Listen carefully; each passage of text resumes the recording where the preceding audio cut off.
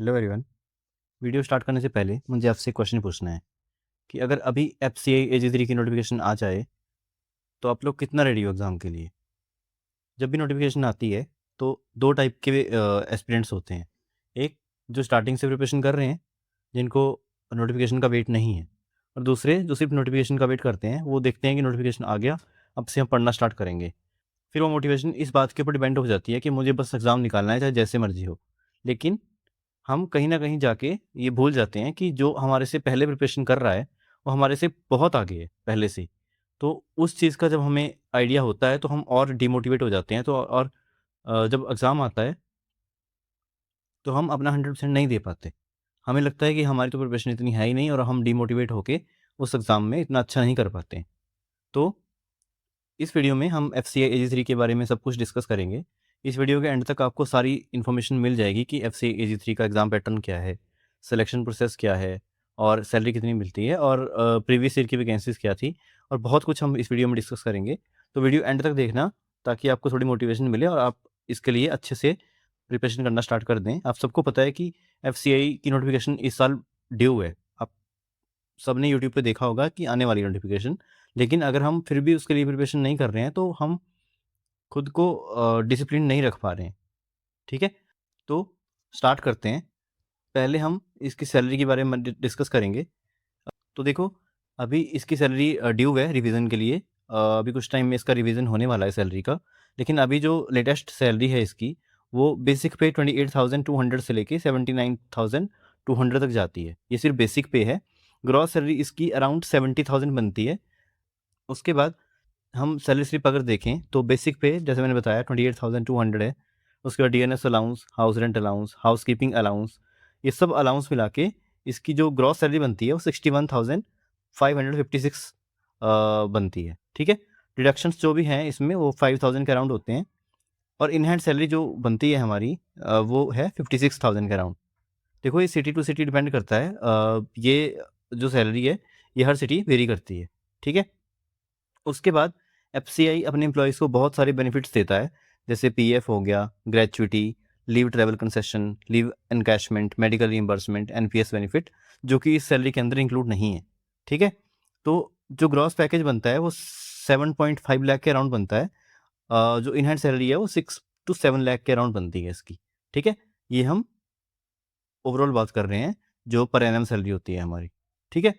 तो अभी हमने सैलरी स्ट्रक्चर देख लिया, मैंने अलाउंसेस आपको बता दिए। इसके अलावा बहुत सारे अलाउंसेस एफसीआई देता है, वो मैंने इसमें ऐड नहीं करे हैं। वो आप इसके ऑफिशियल नोटिफिकेशन में देख सकते हैं, आपको देखने को मिल जाएगा। ठीक है?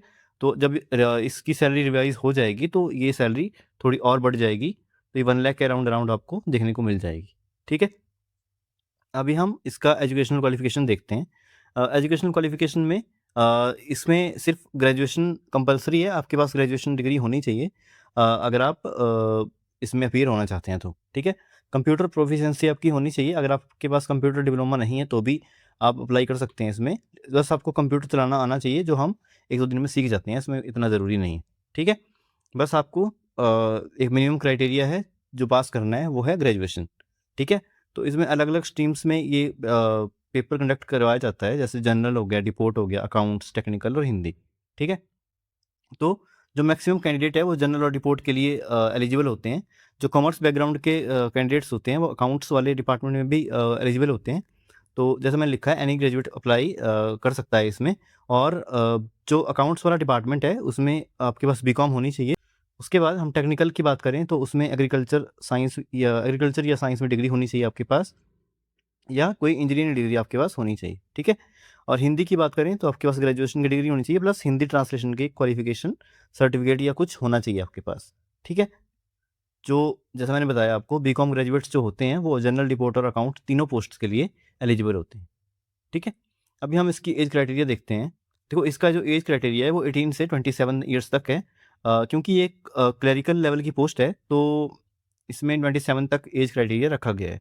जनरल, रिपोर्ट, अकाउंट और टेक्निकल की बात कर रहे हैं, और जो हिंदी के लिए है वो 18 से लेके 28 तक है एज क्राइटेरिया। ठीक है? उसके बाद इसमें एज रिलैक्सेशन है, जैसे बाकी एग्जाम्स में होती है, वो इसमें भी आपको देखने को मिल जाएगी गवर्नमेंट के रूल्स के हिसाब से। ओबीसी में 3 साल का रिलैक्सेशन है, एससी एसटी में 5 ईयर्स का, पर्सन विद डिसेबिलिटीज़ में 10 ईयर्स का रिलैक्सेशन है, और एक्स सर्विसमैन के लिए भी रिलैक्सेशन है, वो आपको नोटिफिकेशन में देखने को मिल जाएगा। गवर्नमेंट रूल्स के हिसाब से वो आप देख सकते हैं नोटिफिकेशन में, ठीक है। इसके बाद हम सिलेक्शन प्रोसेस की बात करते हैं। तो इसमें पहले जब आप अप्लाई करेंगे उसके बाद एडमिट कार्ड आता है, उसके बाद पहले आपका फेज़ 1 होता है जिसको हम प्रीलिम्स बोलते हैं। उसके बाद वो जो क्वालिफाई करेंगे आप, उसके बाद इसका फेज़ 2 होता है जिसको हम मेंस बोलते हैं।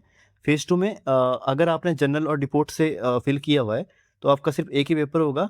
लेकिन अगर आपने अकाउंट्स या टेक्निकल या फिर हिंदी से सब अप्लाई किया हुआ है तो आपके फेज़ 2 में 2 पेपर होते हैं, पेपर 1 और पेपर 2। पेपर 1 जो है कंपल्सरी होता है, और जो पेपर 2 होता है वो सिर्फ इन 3 पोस्ट के लिए होता है, अकाउंट्स, टेक्निकल और हिंदी, ठीक है। उसके बाद जब आप फेज़ 2 यानी कि मेंस क्वालिफाई करेंगे तब आप डॉक्यूमेंट वेरिफिकेशन के लिए जाएँगे, और उसके बाद आपकी फाइनल मेरिट लिस्ट बनती है। फाइनल मेरिट में जो क्राइटेरिया इनका वो फेज़ 2 के मार्क्स के ऊपर डिपेंड करता है। जो भी फेज़ 2 में आपके मार्क्स आएँगे उसके ऊपर इसकी फाइनल कट ऑफ बनती है, ठीक है। तो फेज़ 1 जो है क्वालिफाइंग होता है, फाइनल सिलेक्शन जो है फेज़ 2 के मार्क्स के बिहाफ पे होता है, ठीक है। इसमें इंटरव्यू नहीं होता, सिर्फ फेज़ 1 और फेज़ 2 होता है, ठीक है। इसके बाद हम नेगेटिव मार्किंग देख लेते हैं। देखो इसमें नेगेटिव मार्किंग होती है तो आपको ध्यान से प्रिपरेशन करनी है। जब आप मॉक टेस्ट देंगे तो आपको इस चीज़ का ध्यान ज़रूर रखना है, ठीक है। अगर आप कोई भी क्वेश्चन गलत मार्क करते हैं तो आपका 0.25 मार्क कट जाता है इसमें। यानी कि जैसे अगर आपके 4 क्वेश्चन गलत हो गए तो आपका 1 नंबर कट जाएगा, ठीक है। तो जब भी आप प्रैक्टिस करेंगे तो एक्यूरेसी पे फोकस रखने की ज़्यादा ज़रूरत है, ओके। तो फेज़ 1 और फेज़ 2 दोनों में इसमें नेगेटिव मार्किंग होती है, तो कोशिश करना कि एक्यूरेसी थोड़ी मेंटेन करके चलें। इसके बाद हम एग्ज़ाम पैटर्न देखते हैं। पहले हम प्रीलिम्स की बात करते हैं। प्रीलिम्स में इसमें 4 सेक्शन होते हैं, इंग्लिश, रीजनिंग, न्यूमेरिकल एबिलिटी यानी कि क्वांट्स, और general studies and current affairs. तो इसमें इंग्लिश लैंग्वेज में 25 क्वेश्चन 25 मार्क्स, उसके बाद रीजनिंग में 25 question 25 marks, quant 25 question 25 marks, और जनरल स्टडीज़ जीएस और करंट अफेयर्स में 25 क्वेश्चन 25 मार्क्स।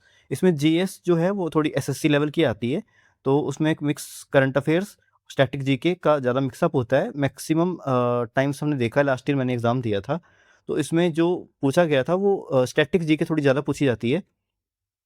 इनकी प्रॉपर एसएससी जीके भी नहीं होती, स्टैटिक जीके थोड़ी ज़्यादा पूछी जाती है इसमें, ठीक है।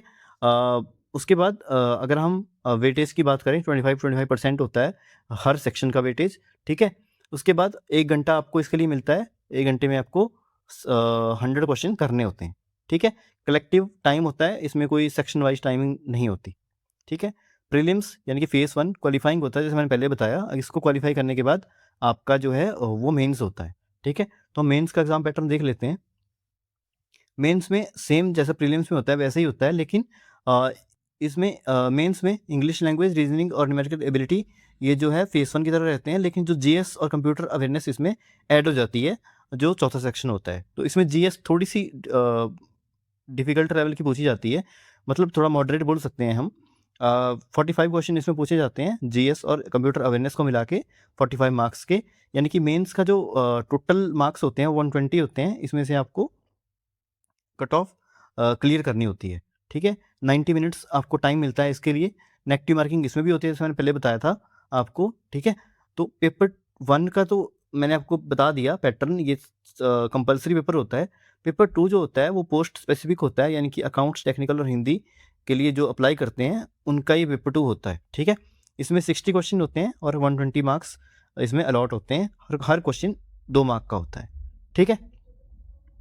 जो पेपर 2 होता है क्वालिफाइंग होता है, फाइनल सिलेक्शन जो है वो फेज़ 2 के ऊपर डिपेंड करती है, फेज़ 2 के जो मार्क्स होते हैं, ठीक है। ठीक है, अभी हम प्रीवियस ईयर की वैकेंसीज देख लेते हैं। लास्ट टाइम 2019 में इसकी वैकेंसीज 4133। उसके बाद 2022 में इसकी नोटिफिकेशन आई थी, जब इसकी 5043 के अराउंड वैकेंसीज थी। तो आप देख सकते हैं इसमें 1000 वैकेंसीज बढ़ गई थी। तो अभी इसकी नोटिफिकेशन पेंडिंग है, यानी कि 2026 एंड तक या 27 स्टार्टिंग में इसकी नोटिफिकेशन आपको देखने को मिल जाएगी, ठीक है। तो 5 to 6,000 इसमें वैकेंसीज आपको देखने को मिल जाएंगी इस साल भी, ठीक है। हम प्रीवियस ईयर के ट्रेंड के हिसाब से देख रहे हैं, तो आपको देखने को मिल जाएगा कि 5 to 6,000 वैकेंसीज इसमें इस बार भी आने के चांसेस हैं, ठीक है। तो आई होप इस वीडियो में हमने सब कुछ डिस्कस कर लिया है अच्छे से। अगर आपको कोई डाउट है इसके बारे में, आपको और जानना है प्रिपरेशन कैसे करनी है, तो मैं आपको टेलीग्राम का लिंक दे रहा हूँ डिस्क्रिप्शन में, वहाँ से आप मुझे डीएम कर सकते हैं, पूछ सकते हैं, ठीक है। आपको इसका सिलेबस चाहिए हो या कुछ और डाउट हो तो आप पूछ सकते हैं टेलीग्राम पे, आपको उसका रिप्लाई ज़रूर मिल जाएगा। और अगर फिर भी कोई डाउट रह जाता है तो आप कमेंट कर सकते हैं नीचे, आपको कमेंट में रिप्लाई मिल जाएगा उसका, ठीक है। Thank you so much.